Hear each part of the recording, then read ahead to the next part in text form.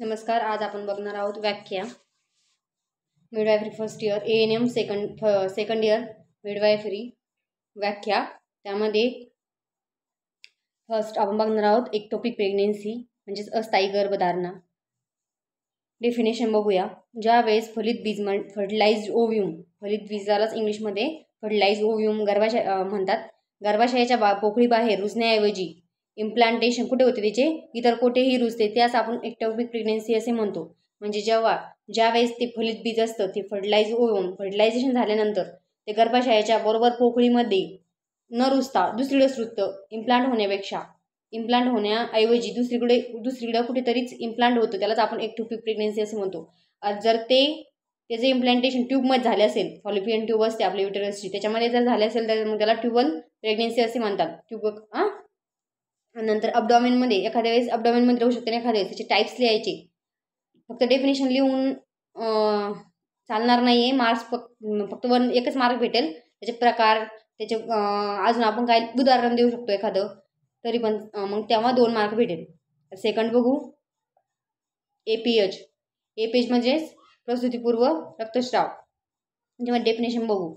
ज्यावेळेस गर्भधारणेच्या 28 आठवड्यानंतर परंतु प्रसूतीपूर्व जननमार्गाने किंवा जननमार्गात रक्तस्राव होतो त्यास आपण एपीएच किंवा प्रसूतीपूर्व रक्तस्राव असे म्हणतो. म्हणजे ज्यावेळेस 28 आठवड्यानंतर होतो परंतु प्रसूतीच्या पूर्वी होतो आणि अचानक होतो हा रक्तस्राव, जननमार्ग रक्तस्राव होतो, त्यालाच आपण काय म्हणतो एपीएच.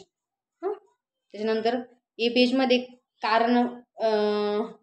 कारण काय असू शकतं किंवा कारण म्हणता येईल किंवा प्रकार म्हणता येईल. त्याच्यामध्ये टाईप्स येतात. एक प्लासेंटा प्रिव्हिया असल्यानंतर म्हणजे प्लासेंटा खालच्या गर्भाशयाच्या सर्व्हिक्सच्या जवळपास सर्व्हिक्सला रुजतो, इम्प्लांट होतो तिथं सर्व्हिक्सच्या ठिकाणी, त्यामुळे एपीएच होऊ शकतं.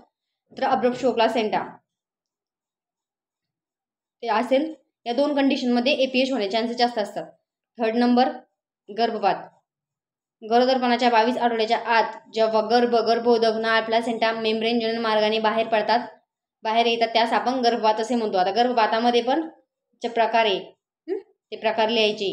तिथे मी मेन्शन केलेले नाही तरी पण मिस्ड गर्भपात, मिस्ड अबॉर्शन हे असलेले प्रकार लिहू शकता.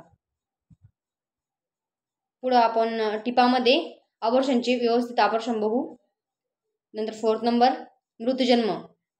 डेफिनेशन प्रसूतीपूर्व किंवा प्रसूतीपश्चात बाळाचा मृत्यू होणे किंवा तोटा होणे त्यास आपण मृतजन्म असे म्हणतो. लाय. याच्यामध्ये लाय यालाच आपण अक्षसंबंध असे म्हणतो. गर्भाशयाच्या लांब अक्षाशी असणारा संबंध म्हणजेच बाळाचा असलेला गर्भाचा म्हणजेच बाळाचा जो लांब अक्ष असतो, व्हर्टिब्रल असतो आपला किंवा पाठीचा कणा, त्याचा असलेला लांब अक्ष आणि गर्भाशयाच्या लांब अक्षाशी असलेला दोघांचा संबंध म्हणजे बाळाच्या पाठीचा कणा आणि गर्भाशयाची लांब अक्ष या दोघांचा असलेला संबंध यालाच आपण लाय म्हणतो. लायचे 2 प्रकार पडतात, 3 प्रकार पडतात पहिला येतो longitudinal, second oblique, third transverse. हे 3 प्रकारचे लाय असतात. लॉन्जिट्यूडनल म्हणजे सरळ उभा, ऑब्लिक म्हणजे तिरकस, ट्रान्सवर्स म्हणजे डायरेक्ट आडवा. स्वाभाविक प्रसूती 6 नंबर. ही डेफिनेशन IMP आहे खूप, तरी सर्वांनी पाठ करून ठेवा. पूर्वमासी शीर्षदर्शकाने जिवंत मूल, वार आणि आवरणे 24 तासाच्या आत कोणत्याही हत्याराचा वापर न करता नैसर्गिक रीतीने जननमार्गाने बाहेर येतात आणि कोणत्याही प्रकारची गुंतागुंत होत नाही त्यास आपण नॉर्मल लेबर किंवा स्वाभाविक प्रसूती असे म्हणतो. 7 नंबर प्लासेंटा प्रिव्हिया. गर्भाशयाच्या प्लासेंटा प्रिव्हिया आपण आताच एपीएच मध्ये उदाहरण दिलं होतं. त्याच्यामध्ये बघू प्लासेंटा प्रिव्हिया म्हणजेच काय. गर्भाशयाच्या खालच्या भागामध्ये प्लासेंटा तयार झाल्यामुळे तो अकाली सुटतो आणि एपीएच म्हणजे एपीएच होतो, त्यालाच आपण अटळ रक्तस्राव असे म्हणतो. यालाच आपण आणि त्याचबरोबर अनवाइटेबल हेमरेज असेही म्हणतात. यालाच आपण जरायू प्लासेंटा प्रिव्हिया असेही म्हणतात. त्याच्यामध्ये ही डेफिनेशन पण आहे. अजून एक आपल्याला मनाने पण टाकता येईल. त्याच्यामध्ये प्लासेंटा खालच्या भागी रुजतो आणि तो अकाली सुटतो, त्यामुळे प्लासेंटा प्रिव्हिया. याच्यामध्ये प्लासेंटा प्रिव्हियाचे टाईप्स आहे. एक मार्जिनल, लॅटरल, कंप्लीट आणि इनकम्प्लीट हे 4 प्रकार आहे. प्रसाविका. प्रसाविका म्हणजे ती स्त्री जी गरोदर स्त्रीची, म्हणजे प्रसविका म्हणजे ती स्त्री, कोणती स्त्री, जी गरोदर स्त्रीची, बाळाची आणि बाळाची काळजी घेते आणि तिची प्रस्तुती करते आणि त्या बाळाची काळजी घेते किंवा शुश्रूषा करते, त्या व्यक्तीला प्रसविका असे म्हणतात. म्हणजेच परिचारिका, प्रसविका एकच म्हणता येईल आपल्याला. 9 नंबरचं डेफिनेशन आहे, नेहमी होणारा गर्भपात. ज्या वेळेस सलग 2 किंवा 3 वेळेस आपोआप गर्भपात होतो त्यास आपण नेहमी होणारा गर्भपात असे म्हणतो. Preterm labour. अपूर्ण काळाची प्रसव वेदना ही एक अशी स्थिती आहे त्यामध्ये गर्भाशयाचे नियमित आकुंचन आणि सर्व्हिक्समध्ये बदल झाल्यामुळे बाळाचा जन्म गरोदरपणाच्या काही आठवडे पूर्ण होण्यापूर्वी होतो. त्यालाच अकाली प्रसव वेदना असे म्हणतात. म्हणजे लेबर पेन लवकर चालू होतं. प्रीटर्म लेबर, लवकर लेबर पेन चालू झाल्यानंतर बाळाची डिलिव्हरी लवकर होती, बाळ लवकर अकाली प्रसव होती म्हणते, त्यालाच आपण म्हणतो प्रीटर्म लेबर. नंतर सेकंड आपलं 11 नंबरचा moulding of the skull. Moulding of the skull. गर्भमस्तकाची घडण म्हणजेच आपले जे सुचर असतात ना एकावर सरकतात. त्याच्यामध्ये आपण डेफिनेशन बघू.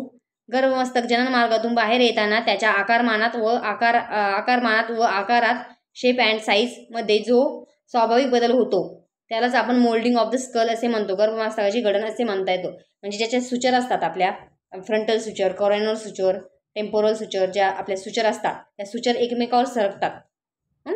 त्यामुळे मोल्डिंग होती आणि बाळ बाहेर येण्यास सोपं होतं. त्यामुळे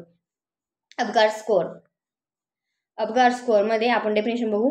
बाळाच्या जन्मल्याबरोबर बाळाच्या 5 मिनिटाला सर्वसाधारण स्थितीचे आकडेवारीमध्ये मूल्यमापन करण्याच्या पद्धतीला आपण अपघात स्कोअर असे म्हणतो. यामध्ये बाळाचे श्वसन, हृदयाचे स्पंदन, रंग, मसल टोन किती, त्याला प्रतिक्षिप्त क्रिया कशी बाळाची हे बघितले जाते. त्याच्यामध्ये येतं ॲपिअरन्स, पल्स आणि गार्गल रिफ्लेक्स कसं देते बाळ, रेस्पिरेशन आणि मसल टोन. 12 डेफिनेशन आपण पार्ट 1 मध्ये बघितल्या. बाकीच्या राहिलेल्या डेफिनेशन मी पार्ट 2 मध्ये टाकतेच. तरी सर्वांनी लाईक करा, सबस्क्राईब करा आणि शेअर करा. थँक्यू.